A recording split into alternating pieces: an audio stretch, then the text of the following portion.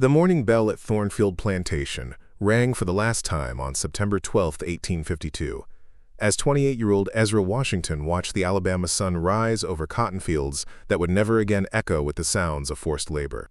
What began as whispered conversations in quarters had crystallized into the largest coordinated resistance movement in Alabama history, involving over 200 enslaved people across 5 plantations who had spent 2 years planning their simultaneous escape to freedom.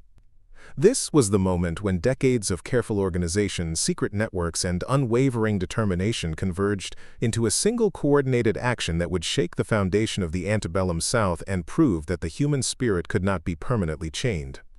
The liberation of Thornfield and its neighboring plantations would expose the sophisticated underground networks that had been operating beneath the surface of plantation society, challenging everything white masters believed about the people they claimed to own. This is the story of how courage became contagious and freedom became unstoppable. Before we jump back in, tell us where you're tuning in from, and if this story touches you, make sure you're subscribed, because tomorrow I've saved something extra special for you. The rope ladder dropped from the second-floor window of the overseer's quarters as Ezra Washington pressed his back against the rough wooden boards of Thornfield Plantation's main house, his heart hammering against his ribs while 200 souls across 5 Alabama plantations began their coordinated march toward freedom. The September night air carried the scent of cotton blossoms and the distant sound of horses approaching from the direction of Montgomery, but those hoofbeats belonged to conductors on the Underground Railroad rather than slave catchers, marking the culmination of the most ambitious liberation operation ever attempted in the Deep South. This was the moment when 2 years of secret planning, whispered communications, and unwavering faith in human dignity converged into a single night that would prove enslaved people possessed the intelligence, courage, and organizational skills their masters insisted they lacked.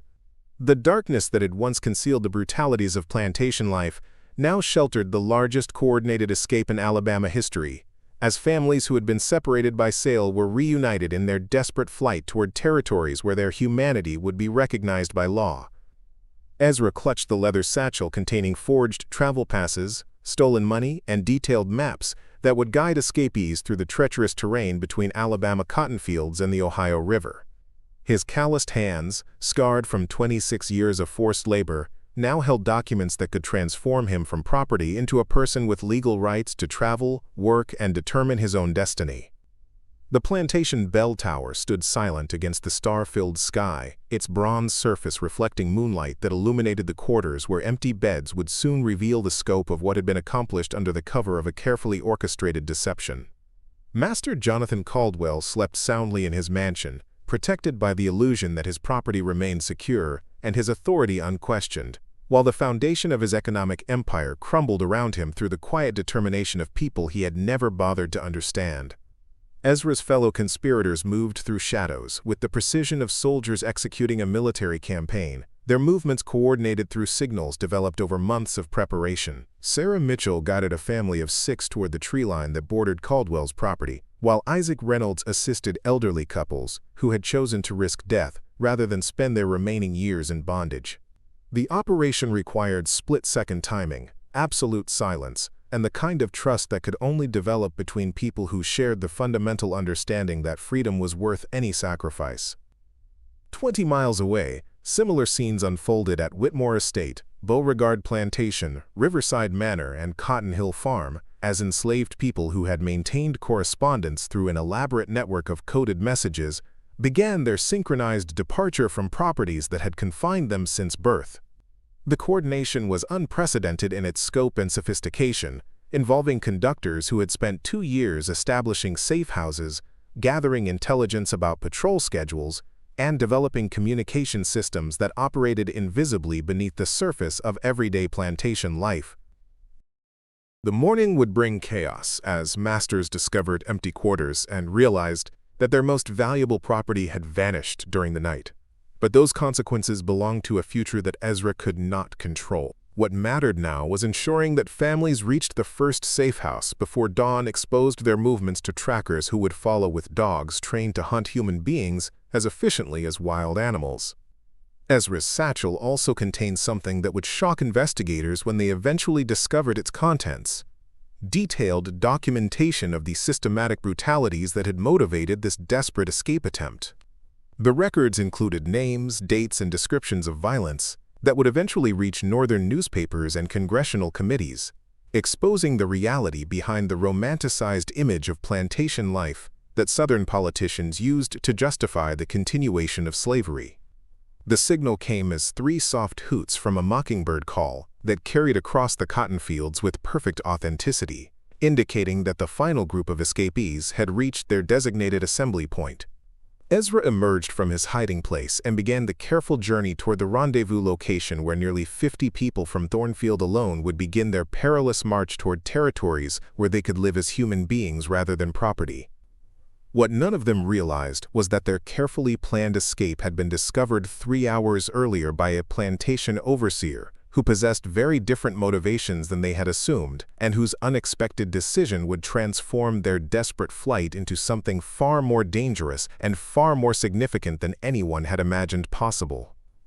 The Alabama sun beat down mercilessly on the cotton fields of Thornfield Plantation, where rows of white bowls stretched toward the horizon like an ocean of enforced prosperity built on the backs of human beings who would never benefit from the wealth their labor created.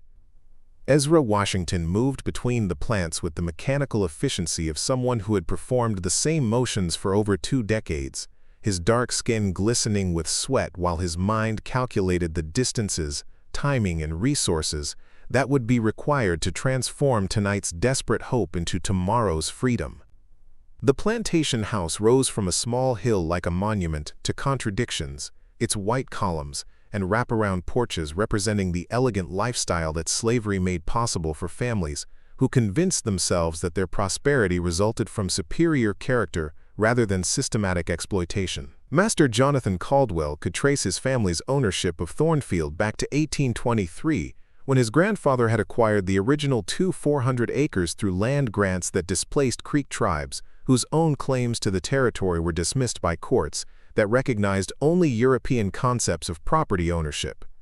Ezra had arrived at Thornfield as an 8-year-old boy in 1834, sold along with his mother and sister to settle debts from a failed plantation in South Carolina. The memory of that first auction remained vivid in his mind.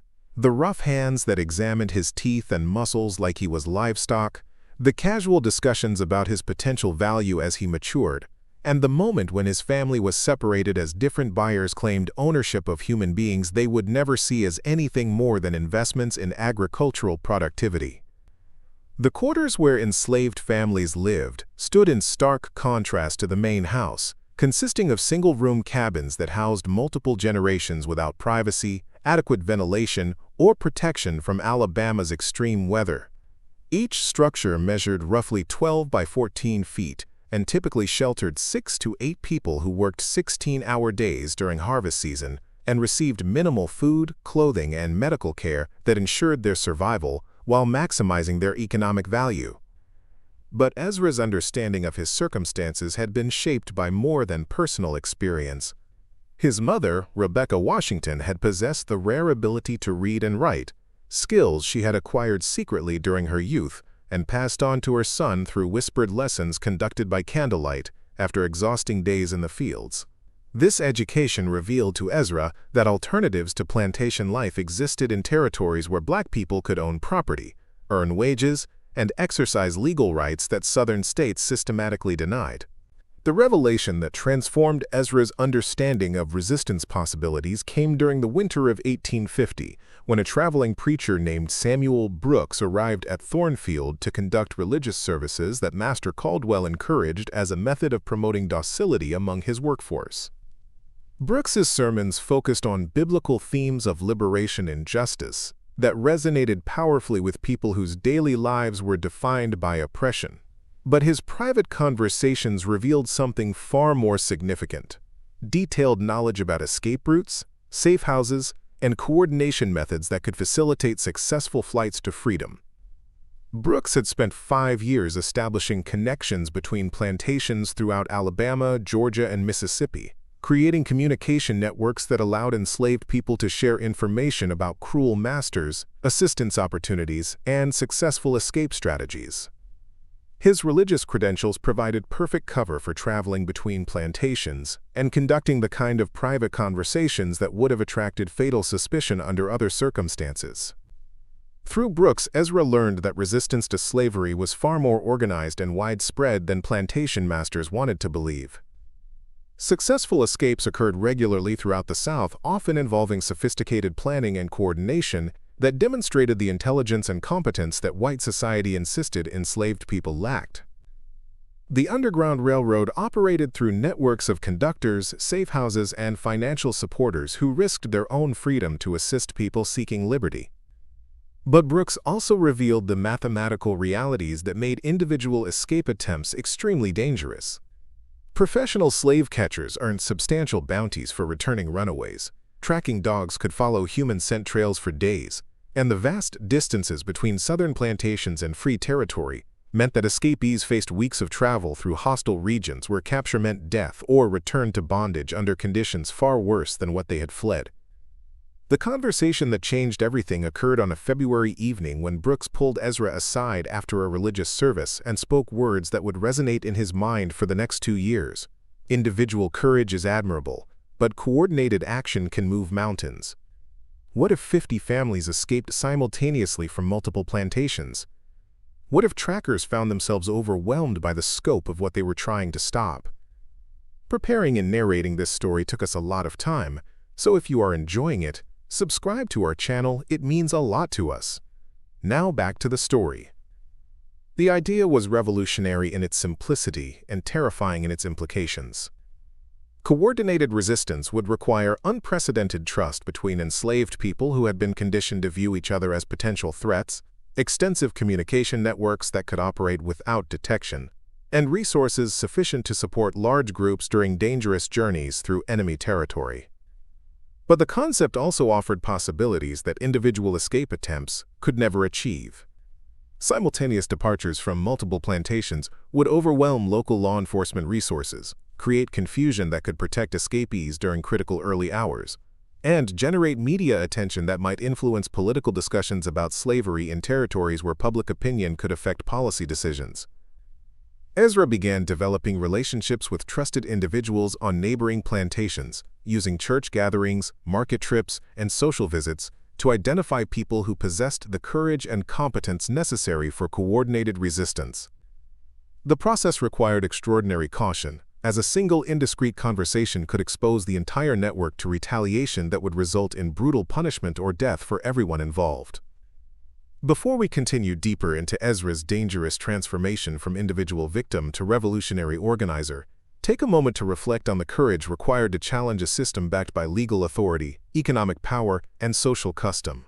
Hit that subscribe button if you're ready to discover how ordinary people found extraordinary strength to fight for their fundamental human dignity, and let us know in the comments what historical acts of resistance inspire you most. The foundation for coordinated resistance was established through relationships built on shared suffering and mutual recognition of each other's humanity.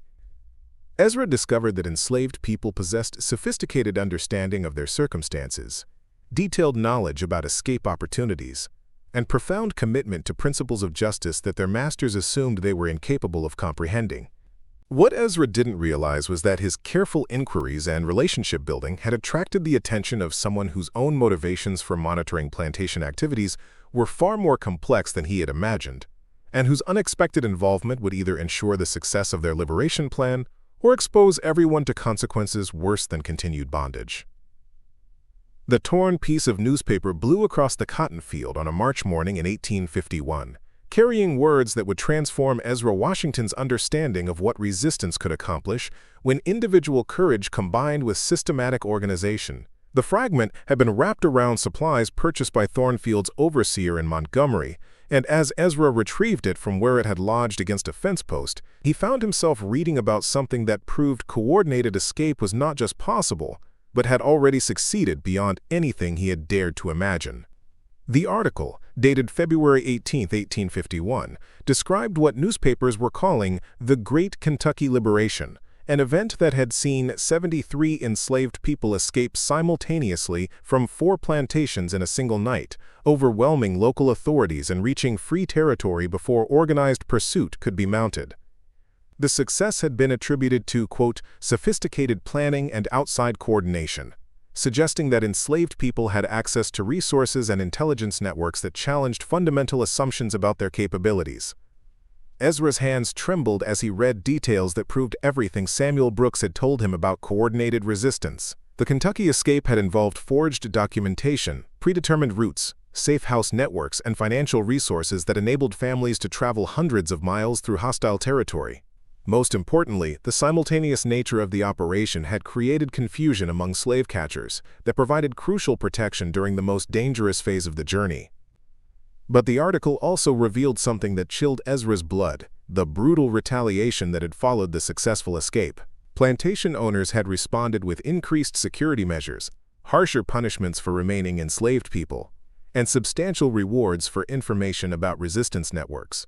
3 conductors had been captured and executed, while dozens of people suspected of involvement had been sold to sugar plantations in Louisiana, where life expectancy measured in years rather than decades. The discovery forced Ezra to confront the terrible mathematics of resistance. Successful coordinated escape was possible, but failure would result in consequences that extended far beyond the individuals who participated directly. Every person who remained on the plantations would face increased surveillance and harsher treatment, as masters implemented security measures designed to prevent future attempts. That evening, Ezra shared his discovery with Sarah Mitchell and Isaac Reynolds, 2 people he had identified as potential allies through careful observation of their responses to Brooks's sermons and their comments during private conversations. The 3 of them gathered in the tool shed behind the blacksmith shop, speaking in whispers while maintaining constant vigilance for anyone who might overhear discussions that could cost them their lives. Sarah, a 34-year-old woman who had been separated from her husband and 3 of her 6 children through sales to distant plantations, possessed detailed knowledge about conditions on neighboring properties through her work as a seamstress who repaired clothing for multiple families. Her travels between plantations had given her understanding of security arrangements, overseer schedules, and communication opportunities that would be essential for coordinating simultaneous escape attempts. Isaac, at 41, the oldest member of their group, had worked as Thornfield's head carpenter for 15 years and possessed practical skills that would be crucial for any resistance operation. He understood construction techniques that could create hidden compartments, knew how to read maps and calculate distances, and had developed relationships with skilled craftsmen on other plantations who might possess similar capabilities. The conversation that followed lasted 3 hours and established the foundation for everything that would develop over the next 18 months.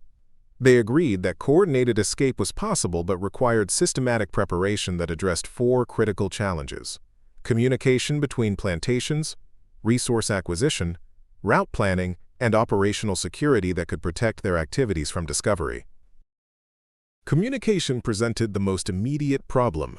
Enslaved people had limited opportunities for contact with individuals on other plantations, and any unusual pattern of visits or conversations could attract suspicion from overseers trained to detect signs of resistance. They needed methods for sharing information that appeared routine and innocent, while actually coordinating complex operational planning. Sarah proposed using her seamstress work as cover for expanded travel between plantations, claiming that increased demand for her services required more frequent visits to neighboring properties. The justification was plausible because plantation families often competed for access to skilled craftspeople, and Sarah's reputation for quality work provided legitimate reasons for extended stays that could facilitate private conversations with potential conspirators.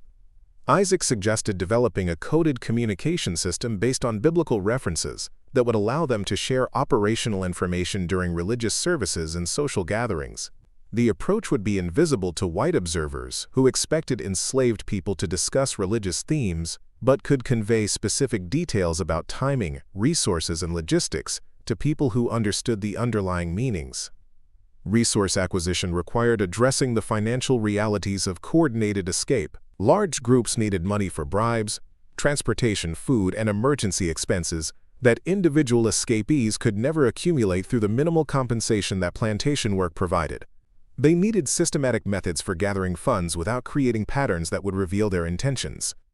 Ezra proposed that they begin documenting systematic theft of small amounts of money, food, and supplies that could be accumulated over months without attracting attention. The approach required careful coordination to ensure that losses appeared random and unconnected, while actually building stockpiles sufficient to support dozens of people during extended journeys. But their most significant discovery came when Isaac revealed something that none of them had suspected. Thornfield's overseer, Daniel Morrison, had been systematically stealing from Master Caldwell for over 2 years, selling plantation supplies in Montgomery and keeping the profits for personal use. Morrison's theft created vulnerabilities that could be exploited by people clever enough to use his crimes as protection for their own activities. The revelation transformed their understanding of operational possibilities. Morrison's theft proved that plantation security was less comprehensive than it appeared, and his fear of exposure created opportunities for blackmail that could provide resources and cooperation essential for large-scale escape attempts. They could use knowledge of his crimes to ensure his silence about their activities, or even force him to provide active assistance through threats of exposure that would cost him his position and potentially his freedom. The meeting ended with an agreement to spend the next 6 months carefully expanding their network while gathering detailed intelligence about conditions on surrounding plantations. They would identify potential escapees, map security vulnerabilities, establish communication protocols, and begin accumulating resources necessary for coordinated action. What none of them realized was that their conversation had been overheard by someone whose presence in the toolshed that evening was neither accidental nor coincidental. The discovery of their eavesdropper would either destroy their resistance network before it could develop, or provide access to resources and capabilities that could transform their desperate hope into an unstoppable liberation movement. The next morning brought news that would test their operational security and force them to accelerate their timeline in ways that dramatically increased both the potential for success and the certainty of brutal retaliation if their plans were discovered. The leather-bound ledger hidden beneath loose floorboards in Thornfield's grain storage shed contained entries that would have shocked Master Caldwell more than the discovery of any escape plot. 2 years of meticulously documented evidence proving that his trusted overseer had stolen over $2,400 worth of property, supplies, and cash, while maintaining the appearance of loyal service and competent management. Ezra Washington closed the book carefully, understanding that this discovery had provided his resistance network with leverage that could transform their desperate planning into an operation with genuine prospects for success. Daniel Morrison's theft had been sophisticated and systematic, involving falsified inventory records, forged receipts from supply purchases, and coordination with merchants in Montgomery, who paid reduced prices for plantation goods while providing documentation that concealed the true scale of the transactions. The overseer had used his authority over plantation finances to create a personal enrichment scheme that demonstrated exactly the kind of intelligence and long-term planning that white society insisted enslaved people lacked. But Morrison's criminal activity also created vulnerabilities that Ezra recognized could be exploited by people whose survival depended on understanding the psychological weaknesses of those who held power over them.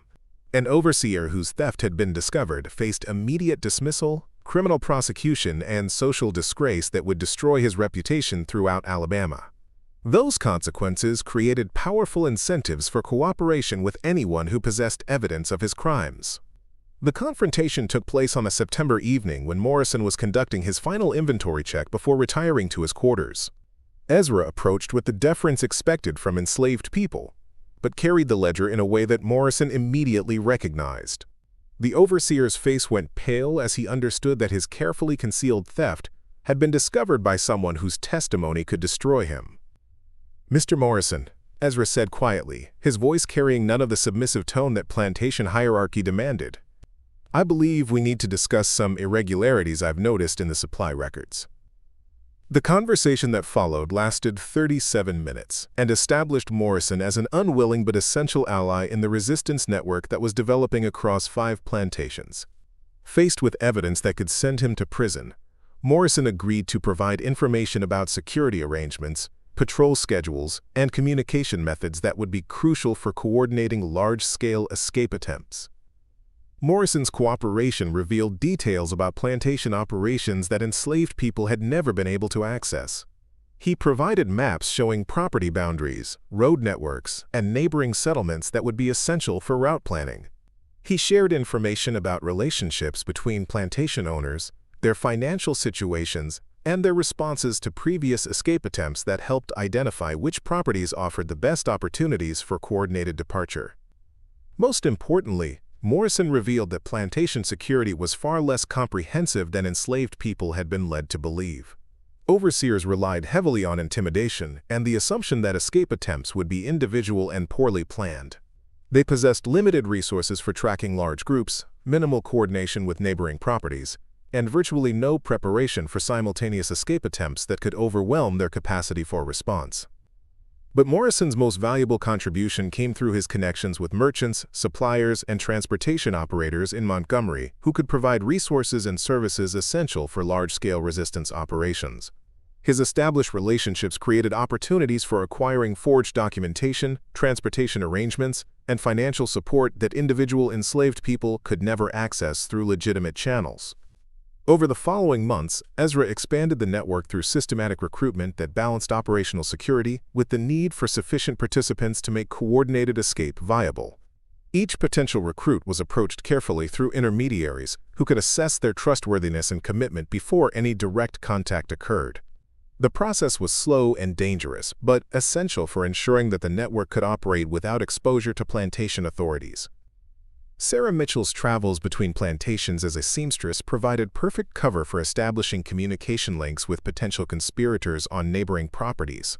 Her legitimate business relationships allowed her to spend hours in private conversation with enslaved people who possessed the skills and motivation necessary for coordinated resistance. Through these contacts, she identified individuals who could serve as leaders for escape groups on their respective plantations. The recruitment process revealed that resistance sentiment was far more widespread than plantation masters suspected. Dozens of people expressed willingness to risk everything for the chance of freedom, understanding that continued bondage offered no real security and that their children would inherit the same brutal circumstances unless systematic action challenged the foundations of the slavery system. Isaac Reynolds used his carpentry work to establish practical infrastructure for the resistance network. He created hidden compartments in buildings across multiple plantations for storing supplies, forged documents, and communication materials.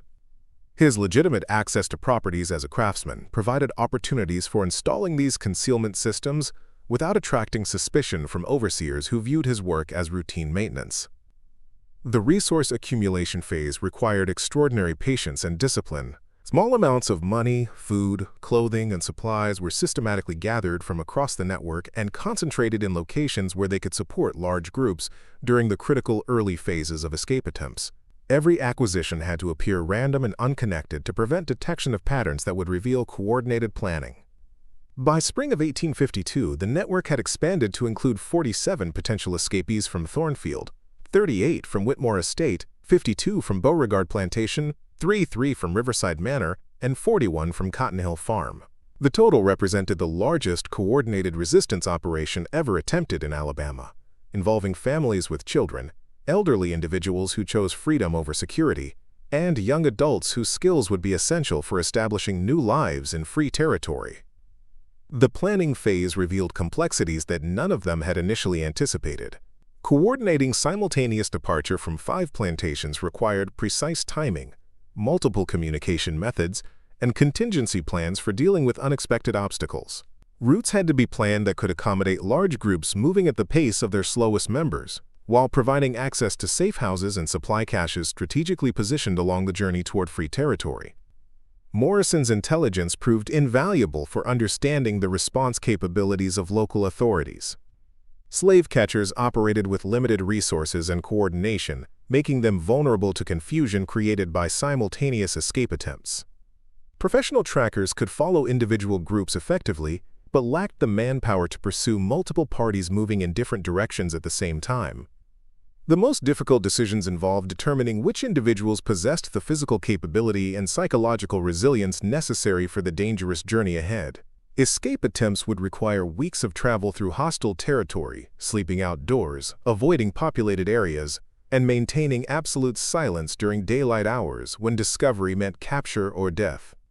Families with young children faced particularly agonizing choices about whether the risks of escape exceeded the certainties of continued bondage. Parents had to weigh their children's chances of surviving a dangerous journey against the guarantee that those children would grow up in slavery if they remained on the plantations. But as summer approached, an unexpected discovery would force them to accelerate their timeline and confront the reality that their careful planning might not be sufficient to protect them from someone who had been watching their activities with growing suspicion, and whose intervention could either ensure their success or guarantee their destruction. The lantern flame cast dancing shadows across the root-cellar walls beneath Beauregard Plantation's main house, as Ezra Washington found himself face-to-face with the last person he expected to discover in possession of detailed maps showing underground railroad routes through 3 states. Rebecca Caldwell, the 23-year-old daughter of Thornfield's master, sat calmly at a rough wooden table surrounded by forged travel passes, coded correspondence, and financial records that proved she had been operating as a conductor for over 18 months. The shock of discovery rendered Ezra speechless as he absorbed the implications of what he was seeing. Rebecca Caldwell possessed resources, connections, and legal protections that could transform their desperate escape plan into an operation with genuine prospects for success. But her involvement also created dangers that could destroy everyone if her motivations proved different from what they appeared. Rebecca spoke first, her voice carrying the quiet authority of someone accustomed to command, but tempered by recognition of the extraordinary circumstances that had brought them together. "Mr. Washington, I believe we have been working toward the same goals through different methods. Perhaps it's time we coordinated our efforts." The conversation that followed would fundamentally change the scope and possibilities of the liberation network that had been developing across 5 plantations. Rebecca revealed that her involvement in underground railroad activities had begun during her education at a northern finishing school, where exposure to abolitionist literature and personal relationships with free black individuals had convinced her that slavery was a moral abomination that contradicted Christian principles and American ideals of liberty. Her return to Alabama in 1850 had been motivated by determination to use her privileged position for undermining the system that provided her family's wealth. She had spent 2 years establishing connections with Underground Railroad conductors, creating safe houses on properties her family owned, and developing financial networks that could support large-scale resistance operations. Rebecca's resources dwarfed anything the enslaved resistance network had been able to accumulate through their systematic theft and savings. She possessed access to thousands of dollars in family funds that could be redirected toward escape operations, connections with merchants and transportation operators who could provide services without questions, and legal documentation that would protect anyone traveling under her authority. Most importantly, Rebecca had developed relationships with Underground Railroad conductors in Tennessee, Kentucky, and Ohio, who could provide guidance, safe houses, and protection for large groups making the dangerous journey toward free territory. Her correspondence with these contacts had produced detailed route maps, timing recommendations, and contingency plans that addressed the specific challenges of moving 200-plus people through hostile territory. But Rebecca's most valuable contribution was her understanding of how white authorities would respond to large-scale escape attempts. Her social connections provided intelligence about law enforcement capabilities, political relationships, and economic interests that would influence the intensity and duration of pursuit efforts. She knew which officials could be bribed, which communities might provide assistance, and which routes offered the best prospects for avoiding capture. The alliance also revealed that resistance to slavery existed within white society to a greater extent than enslaved people had realized. Rebecca was part of a network of Southern whites who opposed slavery on moral grounds and used their privileged positions to assist escape attempts. These individuals provided financial support, legal protection, and political cover that made Underground Railroad operations far more effective than they could be through the efforts of enslaved people alone. Ezra's initial suspicion gradually gave way to cautious trust as Rebecca demonstrated detailed knowledge about their network's activities and expressed genuine commitment to ensuring the success of their liberation plan. Her proposal for coordination offered possibilities that individual courage alone could never achieve, but also required accepting assistance from someone whose family had directly benefited from the system they were trying to escape.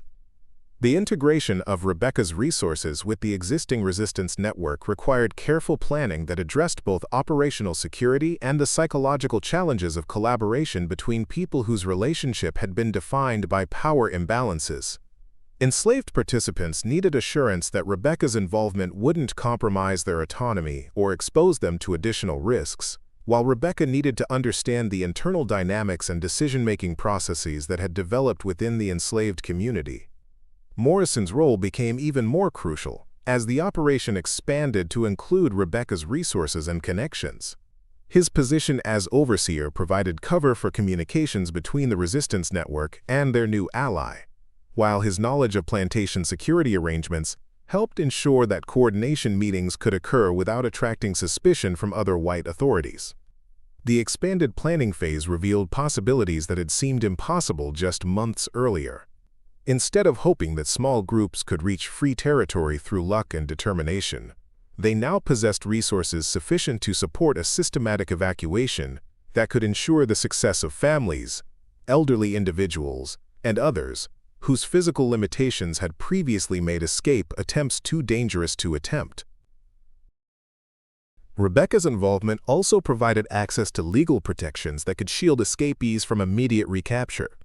Her authority to issue travel passes for family servants could provide legitimate cover for the early phases of escape attempts, while her connections with sympathetic officials in other states could help ensure that successful escapees received protection rather than returned to bondage.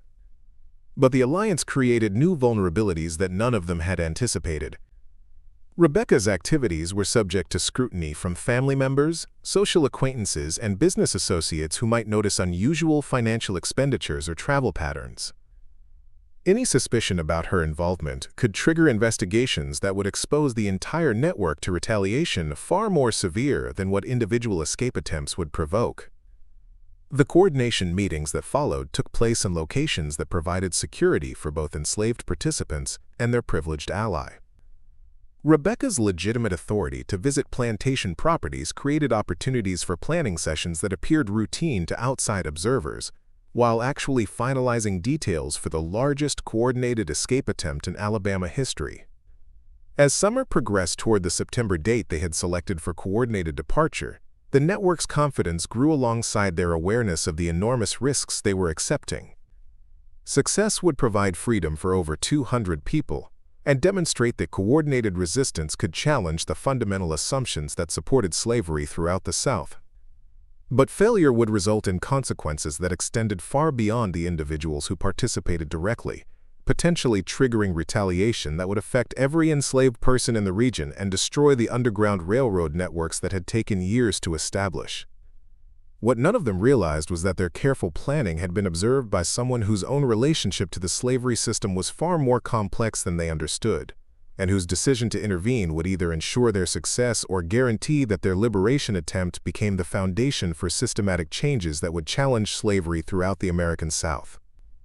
The leather portfolio that Rebecca Caldwell spread across the hidden table in Beauregard Plantation's root cellar contained documents that would have terrified Alabama's political establishment more than any slave rebellion.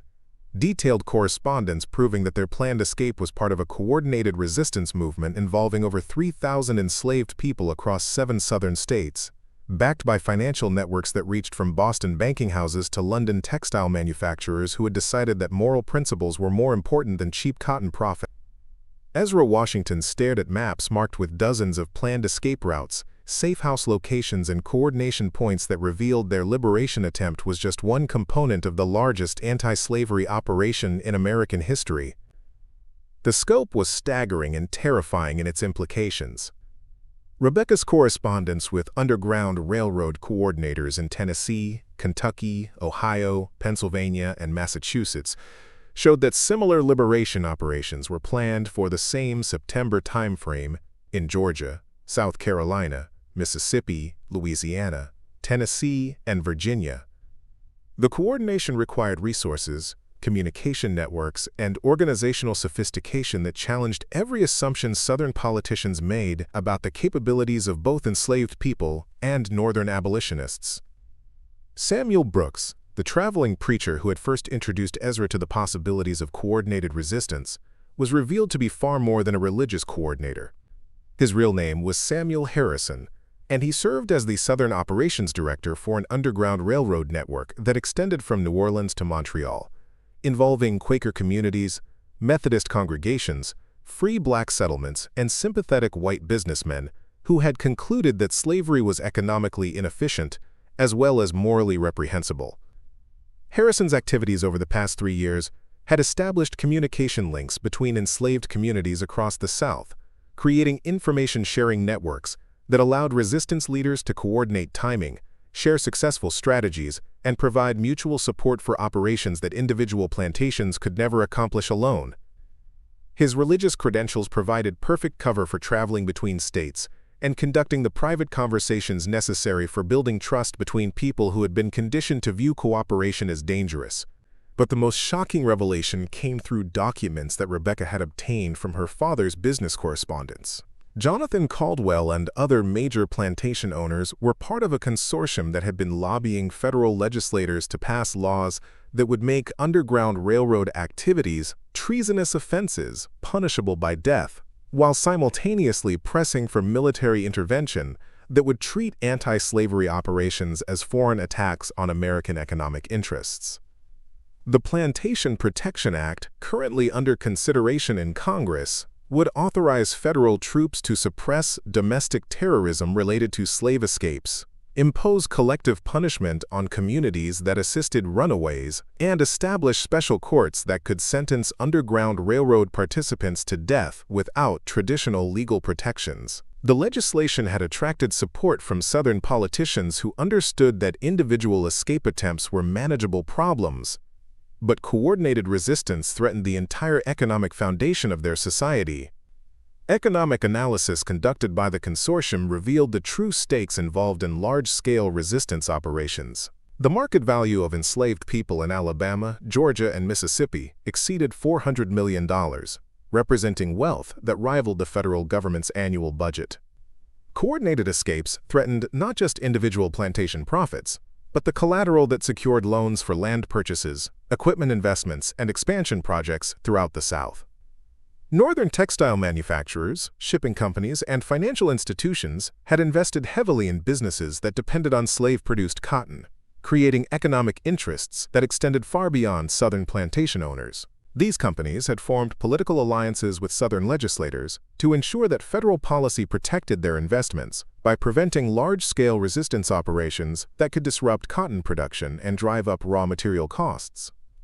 But Rebecca's intelligence also revealed that opposition to slavery had created counter-networks with equally impressive resources and capabilities. Boston banking houses controlled by Quaker families had quietly redirected millions of dollars toward Underground Railroad operations, providing funding for safe houses, transportation, forged documentation, and legal protection that made systematic resistance far more effective than plantation owners realized. The American Anti-Slavery Society had established coordination centers in Philadelphia, Cincinnati, and Chicago that maintained communication with resistance networks throughout the South, providing strategic guidance, resource allocation, and political support that transformed individual escape attempts into components of a systematic campaign against the institution of slavery. These organizations possessed detailed intelligence about plantation security arrangements, overseer capabilities, and law enforcement resources that enabled them to identify optimal timing and routes for large-scale operations. International pressure was also building against American slavery through networks that connected Underground Railroad operations with British abolitionists, Canadian settlement programs, and Mexican officials who provided sanctuary for escapees who could reach their territory. The global cotton market was being influenced by moral concerns as well as economic calculations, with some manufacturers beginning to source raw materials from suppliers who could guarantee that their products were not produced through slave labor.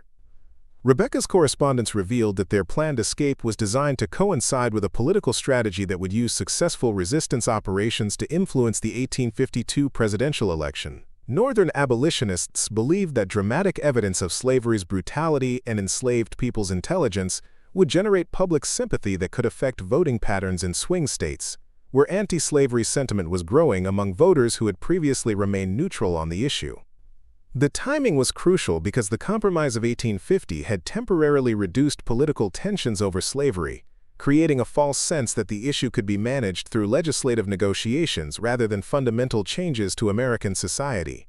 Large-scale escape operations would demonstrate that enslaved people rejected gradual approaches to freedom and possessed the capability to challenge slavery directly through coordinated action. But the political implications also created dangers that none of the local participants had fully understood. Their escape attempt would occur in the context of a national debate over slavery's future, making their action significant far beyond the liberation of 200-plus individuals. Success would be viewed as evidence that slavery was vulnerable to systematic resistance, while failure would be used to justify increased federal support for plantation security and harsher punishments for resistance activities. Military intelligence that Rebecca had obtained through her social connections revealed that federal authorities were aware of increased Underground Railroad activity and had positioned troops in Tennessee and Kentucky to intercept large groups attempting to reach free territory. The War Department had developed contingency plans for martial law in border regions if escape attempts threatened to overwhelm civilian law enforcement capabilities. Professional slave catchers had also organized into larger companies with improved equipment, communication systems, and coordination capabilities that made them far more dangerous than the individual bounty hunters who had previously tracked runaways. These organizations possessed resources that could sustain pursuit efforts for weeks and maintain surveillance over suspected Underground Railroad routes that had been effective in previous years. The financial networks supporting plantation security had expanded to include insurance companies that provided coverage for escaped slaves, creating economic incentives for systematic tracking and recovery operations. These policies had transformed slave catching from an opportunistic activity into a professional industry with substantial capital investment and sophisticated operational methods. But Rebecca's intelligence also revealed vulnerabilities in the opposition's response capabilities that could be exploited by resistance operations that were sufficiently large and well-coordinated. Federal troops were concentrated in border regions, leaving gaps in interior areas where escape groups could move without immediate military interference. Professional slave catchers possessed limited manpower and could not simultaneously pursue multiple large groups moving in different directions. Most importantly, the political pressure surrounding slavery meant that violent suppression of escape attempts could generate negative publicity that would damage Southern interests in national debates over slavery's future. Plantation owners needed to balance security concerns with their desire to maintain the image of benevolent paternalism that justified their claims to moral legitimacy. The coordination requirements for simultaneous operations across 7 states had created communication networks that connected Rebecca's Underground Railroad contacts with resistance leaders throughout the South. These links provided access to intelligence about law enforcement activities, safe house availability, and route conditions that would be essential for ensuring that escape groups could adapt their plans based on real-time information about threats and opportunities. Isaac Reynolds had been working with conductors in other states to establish supply caches and emergency shelter locations that could support large groups during the dangerous journey toward free territory. His carpentry skills had been used to create hidden compartments in buildings throughout Tennessee and Kentucky, where escapees could rest safely during daylight hours when travel would expose them to capture. Sarah Mitchell's network of seamstresses and domestic workers had expanded to include contacts in northern cities who could provide employment, housing, and legal assistance for successful escapees. These connections ensured that liberation would lead to genuine freedom rather than destitution in unfamiliar territory where former slaves might face discrimination and economic exploitation. Morrison's intelligence about plantation security had been shared with Underground Railroad coordinators, who used the information to develop training programs for conductors operating in other regions. His detailed knowledge of overseer methods, tracking techniques, and communication protocols had helped resistance leaders throughout the South identify vulnerabilities that could be exploited during large-scale operations. But as September approached, new intelligence revealed that their careful planning had attracted attention from sources that posed far greater threats than local law enforcement or individual plantation owners. Federal investigators had begun tracking financial transactions related to Underground Railroad activities, creating paper trails that could expose the entire network if systematic arrests began. Political pressure was building for dramatic action that would demonstrate federal commitment to protecting Southern property interests, making large-scale escape attempts potential targets for military intervention that could result in casualties far exceeding anything that individual resistance operations had previously provoked.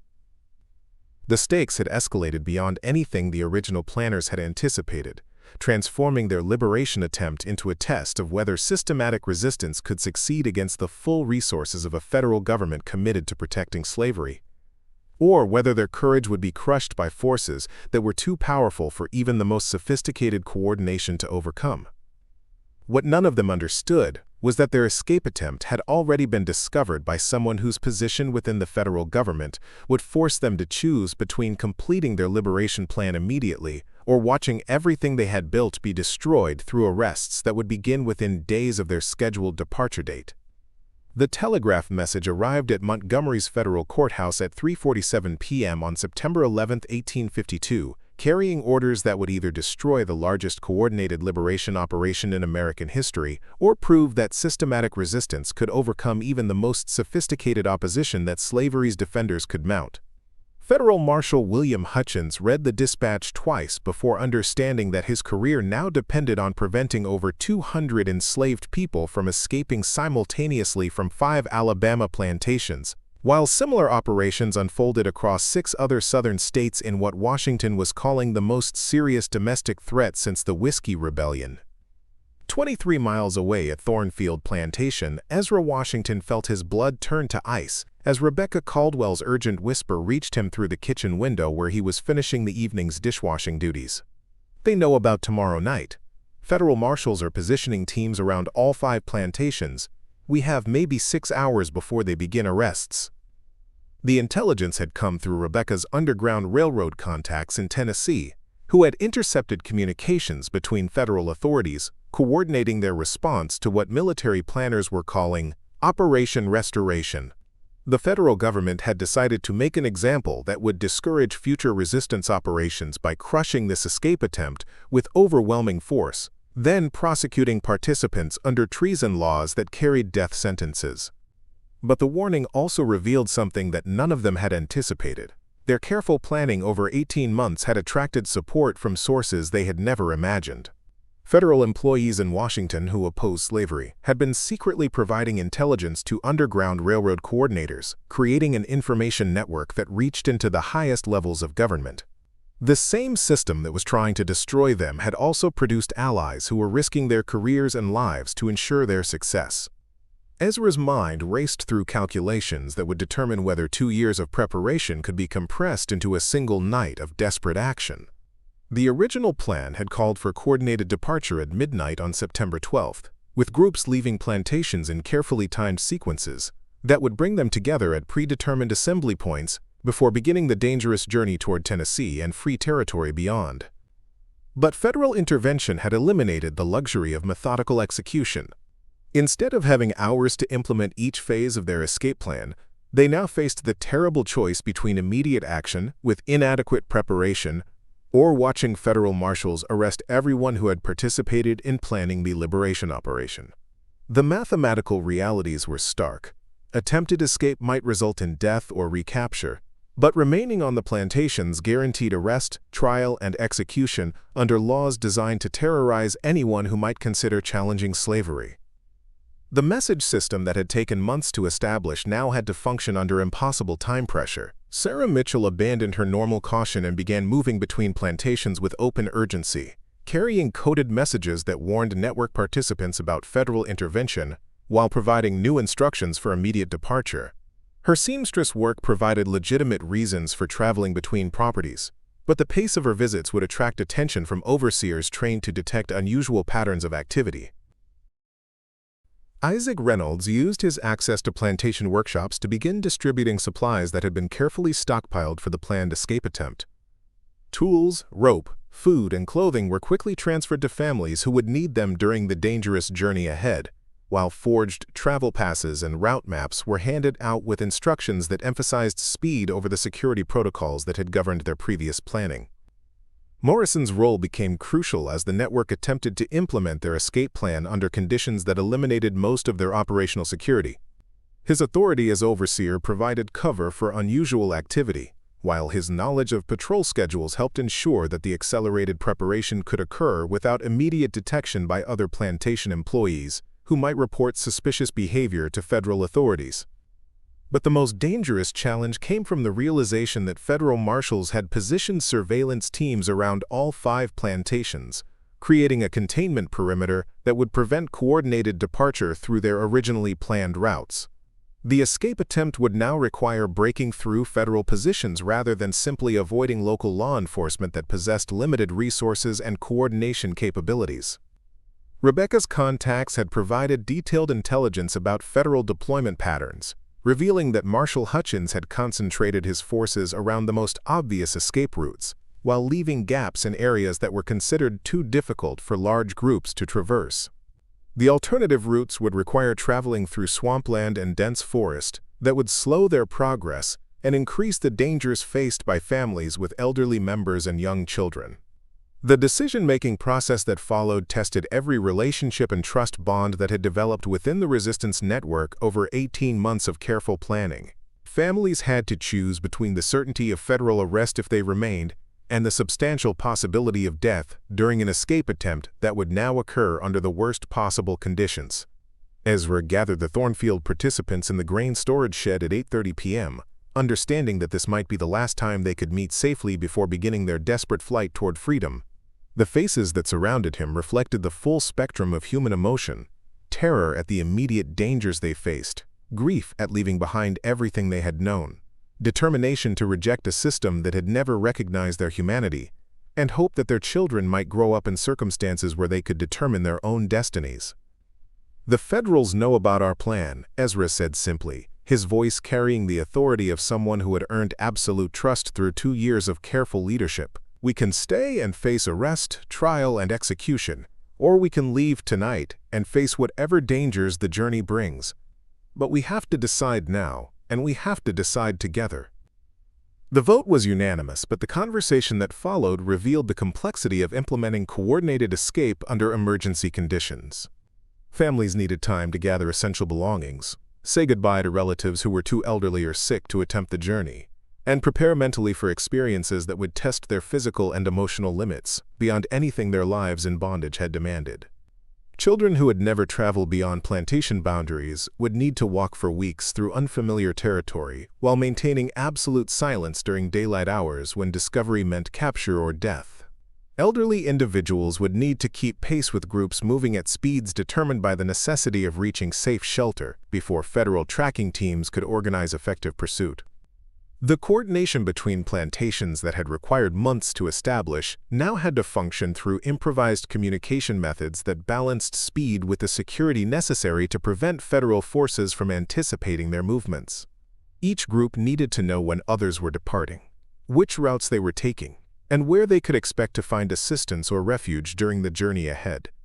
Rebecca's involvement became even more crucial as the network attempted to adapt their carefully planned operation to emergency conditions. Her authority to travel between plantations provided cover for final coordination efforts, while her access to financial resources allowed rapid acquisition of additional supplies and transportation arrangements that could improve their chances of successful escape. The most heartbreaking decisions involved families who were forced to separate because not all members possessed the physical capability for the dangerous journey ahead. Elderly grandparents chose to remain behind so that their children and grandchildren could attempt escape without being slowed by individuals who might compromise the group's survival. These choices represented personal tragedies that would haunt survivors for the rest of their lives, but also demonstrated the moral courage that had motivated the resistance movement from its beginning. Morrison's cooperation proved essential for ensuring that the escape attempt could begin without immediate detection by federal surveillance teams. His knowledge of patrol schedules and security arrangements allowed groups to begin departing through routes that avoided areas where marshals had positioned observation posts. But his assistance also created new vulnerabilities, as federal investigators would certainly question why an overseer had failed to detect the simultaneous departure of nearly 50 enslaved people from his plantation.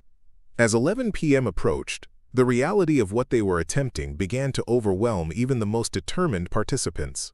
They were challenging not just individual plantation owners or local law enforcement, but the full resources of a federal government that had decided their escape attempt represented a threat to the economic and social foundations of American society. The stakes had escalated far beyond personal liberation to encompass questions about whether slavery could survive systematic resistance that demonstrated enslaved people's intelligence, organization, and unwavering commitment to freedom. The first group left Thornfield at 11:17 p.m., moving through darkness toward assembly points that would bring them together with families from other plantations who were simultaneously beginning their own dangerous journeys toward territory where their humanity would be recognized by law. Ezra watched them disappear into shadows that had once concealed the brutalities of plantation life, but now provided cover for the most ambitious liberation attempt in Southern history. Similar scenes were unfolding at Whitmore Estate, Beauregard Plantation, Riverside Manor, and Cotton Hill Farm, as families who had spent their entire lives in bondage began walking toward an uncertain future that offered the possibility of freedom for themselves and their children. The coordination required split-second timing, absolute trust, and courage that could only emerge from people who understood that any existence was preferable to perpetual enslavement. But as the escape groups began moving through Alabama darkness toward distant rendezvous points, federal marshals were implementing containment strategies designed to prevent exactly the kind of coordinated departure that was now occurring across 5 plantations. The confrontation between systematic resistance and organized suppression would test whether determination and careful planning could overcome superior resources and legal authority. The night air carried sounds that would haunt the memories of everyone who participated. The soft footsteps of families walking toward freedom, the whispered instructions between parents and children who were experiencing their first taste of autonomy, the distant barking of dogs that might belong to tracking teams or might simply be responding to unusual activity in areas that were normally quiet after dark. Rebecca moved between groups with messages from Underground Railroad conductors who were coordinating support activities from positions along escape routes that extended into Tennessee and Kentucky. Her horse allowed rapid communication between widely separated families, while her legal authority provided protection that could prove crucial if federal forces attempted to intercept escape groups before they reached the relative safety of dense forest areas where pursuit would become more difficult. The most dangerous moment came at 12:43 a.m. when federal surveillance teams discovered that coordinated departures were occurring simultaneously from multiple plantations. Marshal Hutchins received reports that confirmed his worst fears. The escape attempt was proceeding despite federal intervention, demonstrating that resistance networks possessed capabilities that exceeded law enforcement estimates of their organizational sophistication. Radio communications between federal teams revealed the scope of what they were confronting. Over 200 people had disappeared from 5 plantations in coordinated fashion, following routes that suggested detailed planning and access to intelligence about federal deployment patterns. The operation demonstrated systematic preparation that challenged fundamental assumptions about enslaved people's capabilities, while proving that Underground Railroad networks could coordinate activities across multiple states. But the federal response also revealed limitations that resistance planners had hoped to exploit. Marshal Hutchins possessed insufficient manpower to simultaneously pursue multiple large groups moving in different directions through terrain that favored escapees who knew local geography better than federal agents unfamiliar with Alabama backcountry. His resources were adequate for containing individual escape attempts, but overwhelmed by the scope of coordinated resistance that was now unfolding across his jurisdiction. As dawn approached, the success or failure of the largest liberation operation in American history would depend on whether federal tracking capabilities could overcome the advantages provided by darkness, coordinated planning, and the desperate determination of people who had chosen freedom over security and were willing to risk everything for the chance to live as human beings rather than property. The sound of approaching hoofbeats echoed through the forest as federal pursuit teams began their attempt to recapture people who had spent their entire lives dreaming of this moment, while escape groups pressed deeper into wilderness that offered both protection and mortal danger for families whose survival now depended on endurance, unity, and the hope that freedom was worth any sacrifice necessary to achieve it. The morning sun rose over empty quarters at Thornfield Plantation on September 13, 1852, illuminating a scene that would haunt Southern nightmares for generations. 47 beds that had been slept in for the last time by people who had chosen the uncertainty of freedom over the security of bondage. Master Jonathan Caldwell stood among the abandoned cabins with the hollow expression of a man discovering that his fundamental assumptions about human nature had been catastrophically wrong, while Federal Marshal William Hutchins calculated that his career was ending, along with any illusions about the government's ability to contain systematic resistance to slavery. The scope of what had been accomplished during the previous night exceeded even the most optimistic projections of Underground Railroad coordinators who had spent 2 years planning the liberation operation. Final reports would confirm that 197 enslaved people had successfully escaped from 5 Alabama plantations in coordinated fashion, with an additional 23 reaching freedom after being recaptured and subsequently liberated by conductor teams who intercepted federal transport wagons during the chaotic pursuit phase that followed. But the numerical success represented only the beginning of consequences that would reshape American political debates about slavery for the remainder of the decade. The liberation had demonstrated organizational capabilities among enslaved people that contradicted every justification Southern politicians used to defend human bondage, while proving that resistance networks possessed resources and coordination abilities that could challenge the institution's foundations through systematic action rather than individual escape attempts. Ezra Washington stood on free soil in southern Ohio on September 28, 15 days after beginning the most dangerous journey of his life, surrounded by 41 other survivors from Thornfield who had endured pursuit by federal tracking teams, 3 river crossings under enemy fire, and a week-long trek through wilderness areas where survival depended on knowledge passed down through generations of people who had learned to find sustenance and shelter in environments that would defeat unprepared travelers. The physical cost had been severe. 2 elderly participants had died from exhaustion during the journey, while 3 families had been recaptured when pursuit teams overtook groups that became separated during the desperate flight through unfamiliar territory. But the human toll paled beside the achievement of proving that coordinated resistance could succeed against the full resources that slavery's defenders could deploy. Rebecca Caldwell faced different but equally dangerous consequences for her role in the liberation operation. Federal investigators had traced financial transactions that connected her to Underground Railroad activities, while her own father had provided testimony describing suspicious behavior that suggested involvement in what prosecutors were calling the largest domestic terrorism case in American history. She was arrested on October 3rd and charged with treason, conspiracy, and theft of property valued at over $85,000. Charges that carried potential death sentences under laws designed to terrorize anyone who might consider assisting resistance operations. But Rebecca's trial became a platform for challenging slavery's moral and legal foundations in ways that her Underground Railroad activities could never have achieved alone. Her defense attorneys, provided by abolitionists who understood the political significance of her case, used court proceedings to introduce evidence about plantation brutalities, economic exploitation, and systematic violations of human dignity that Northern newspapers reported in detail that shocked readers who had accepted romanticized images of Southern society. The testimony revealed during Rebecca's trial exposed realities that plantation owners had successfully concealed from public scrutiny for decades. Witnesses described systematic violence, family separations, and working conditions that contradicted claims about benevolent paternalism that Southern politicians used to justify slavery to Northern audiences who might otherwise support abolition efforts. Morrison, the overseer whose forced cooperation had been essential for the liberation operation's success, faced his own reckoning when federal investigators discovered evidence of his theft and blackmail activities. His testimony, in exchange for reduced sentences, provided detailed information about plantation security vulnerabilities, communication networks, and resistance activities that had operated invisibly beneath the surface of apparent compliance.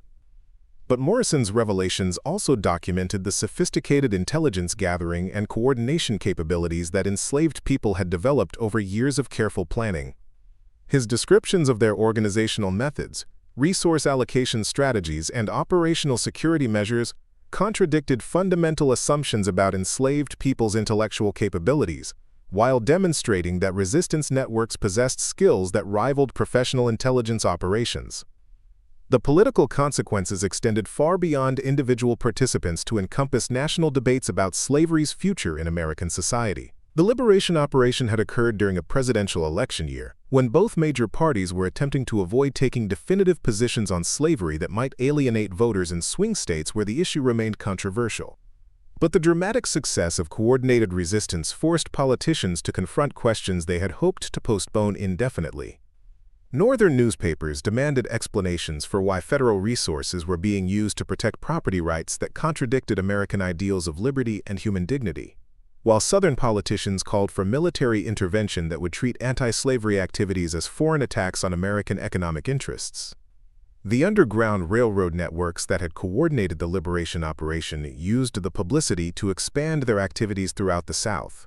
recruiting new conductors and establishing additional safe houses that could support larger numbers of escapees. The demonstrated success of systematic planning encouraged resistance leaders in other states to attempt similar operations, creating a cascade of liberation attempts that overwhelmed law enforcement capabilities and generated political pressure for fundamental changes to slavery policy.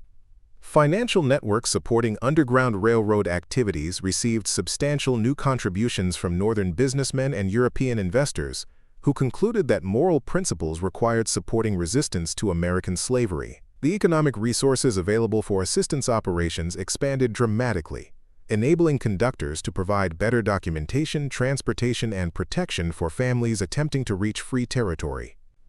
But the most significant long-term consequence was psychological rather than political or economic. The liberation operation had proven that enslaved people possessed the intelligence, courage, and organizational capabilities necessary to challenge slavery through coordinated action, rather than simply enduring their circumstances, while hoping for gradual change through legal or political processes. Young people throughout the South heard stories about the Alabama liberation that inspired them to begin their own resistance activities, creating networks that would eventually contribute to slavery's collapse during the Civil War. The demonstration that systematic planning could overcome seemingly impossible obstacles provided a model for resistance that influenced anti-slavery activities for the remainder of the decade. Educational institutions in free states began incorporating accounts of the liberation operation into curricula that challenged students to understand slavery as a systematic violation of human rights, rather than a regional economic arrangement that could be reformed through gradual measures. The stories of individual participants became teaching tools that personalized abstract debates about slavery while demonstrating the human costs of institutional oppression.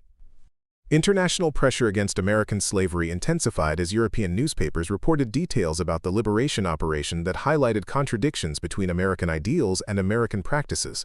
British textile manufacturers accelerated efforts to source cotton from suppliers who could guarantee that their products were not produced through slave labor, creating economic incentives for agricultural reforms that reduced dependence on unpaid workers. The success also influenced political debates in territories where slavery's future remained undetermined. The demonstrated capabilities of coordinated resistance provided evidence that slavery was vulnerable to systematic challenge, encouraging anti-slavery settlers to take more aggressive political positions while discouraging pro-slavery expansion into regions where resistance networks might develop. Ezra's new life in Ohio revealed both the possibilities and limitations of freedom for people who had escaped from slavery. He found employment as a carpenter, married a woman who had escaped from Virginia through Underground Railroad networks, and established a household where his children could attend school and develop skills that had been forbidden during his years in bondage. But freedom also brought challenges that plantation life had never required. Ezra needed to develop financial management skills, navigate legal systems that remained hostile to black advancement, and overcome educational deficits that resulted from deliberate policies designed to prevent enslaved people from acquiring knowledge that might facilitate resistance activities. The psychological transition from property to person required emotional adjustments that continued for years after the physical escape was completed. Ezra struggled with guilt about family members who had been left behind, survivors' remorse about participants who had died during the journey, and ongoing fear that federal authorities might eventually locate and re-enslave people who had reached supposedly free territory.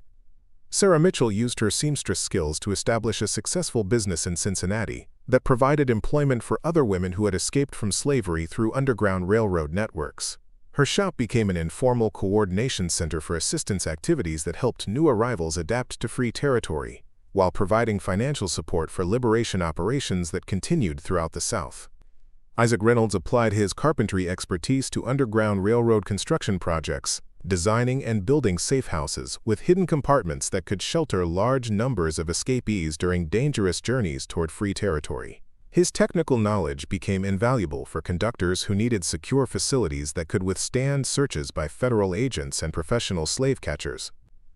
The network of relationships that had developed during the liberation planning phase evolved into mutual support systems that provided economic, social, and emotional assistance for participants who were building new lives in circumstances that required skills and knowledge they had never been allowed to develop during their years in bondage. But the liberation operation's success also demonstrated limitations of individual resistance efforts that would influence anti-slavery strategies for the remainder of the decade.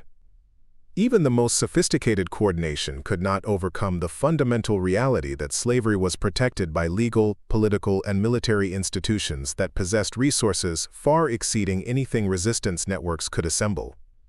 The mathematical realities remained daunting. Successful liberation operations could affect hundreds of individuals, but millions of people remained in bondage throughout the South.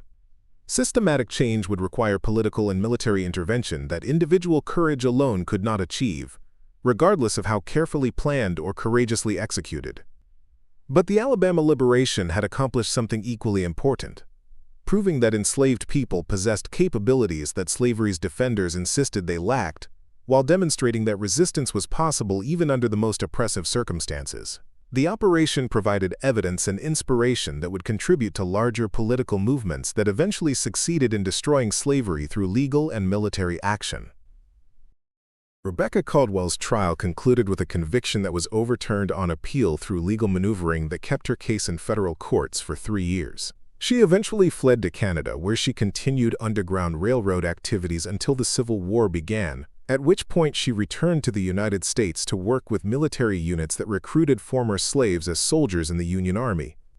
Her transformation from privileged plantation daughter to convicted felon to international fugitive to military contractor illustrated the ways that systematic resistance could change individual lives in unexpected directions while contributing to social movements that challenged institutional oppression through coordinated action rather than individual heroism. The empty quarters at Thornfield Plantation were never refilled. Master Caldwell discovered that the economic disruption caused by losing nearly half his workforce could not be overcome through purchasing replacement workers who lacked the skills and knowledge that escaped participants had developed over years of forced labor. The plantation's productivity declined steadily until financial pressures forced him to sell the property to creditors who converted the land to different agricultural uses that did not require large numbers of unpaid workers. Similar economic consequences affected other plantations that had lost substantial numbers of workers during the liberation operation. The coordinated nature of the escapes had removed people whose skills and experience were essential for maintaining agricultural productivity, creating labor shortages that could not be resolved through traditional slave markets. The demonstration that enslaved people could organize and execute sophisticated resistance operations had also created security concerns that required expensive countermeasures throughout the South. Plantation owners invested heavily in improved surveillance, professional tracking services, and legal insurance that protected them against future losses. But these costs reduced the profitability that had made slavery attractive to investors seeking high returns on agricultural investments. What began as a desperate attempt by families to reach freedom had evolved into evidence that slavery was economically vulnerable, as well as morally indefensible. The liberation operation had proven that resistance was possible, profitable concerns were legitimate, and systematic challenge could succeed against institutional oppression when individual courage combined with careful planning and coordinated action. The legacy of the Alabama liberation extended far beyond the 220 people who reached freedom through the most ambitious Underground Railroad operation in American history. Their courage had demonstrated that human dignity could not be permanently suppressed, that systematic resistance was possible even under the most oppressive circumstances, and that freedom was worth any sacrifice necessary to achieve it. Today, historians searching Alabama court records find extensive documentation of the federal investigation that followed the liberation operation, revealing the scope of resistance networks that had operated throughout the South while challenging assumptions about enslaved people's capabilities and commitment to freedom. The courage of individuals who risked everything for principles larger than personal security continues to inspire people facing their own struggles against institutional oppression, proving that ordinary people can accomplish extraordinary things when they refuse to accept injustice as inevitable and work together to create the changes they want to see in the world. We've only begun to uncover the hidden stories of resistance that shaped American history. Subscribe to discover more accounts of courage that challenged seemingly impossible odds and proved that human dignity cannot be permanently defeated by institutional power. Up next, you've got 2 more standout stories right on your screen. If this one hit the mark, you won't want to pass these up. Just click and check them out. And don't forget to subscribe and turn on the notification bell so you don't miss any upload from us.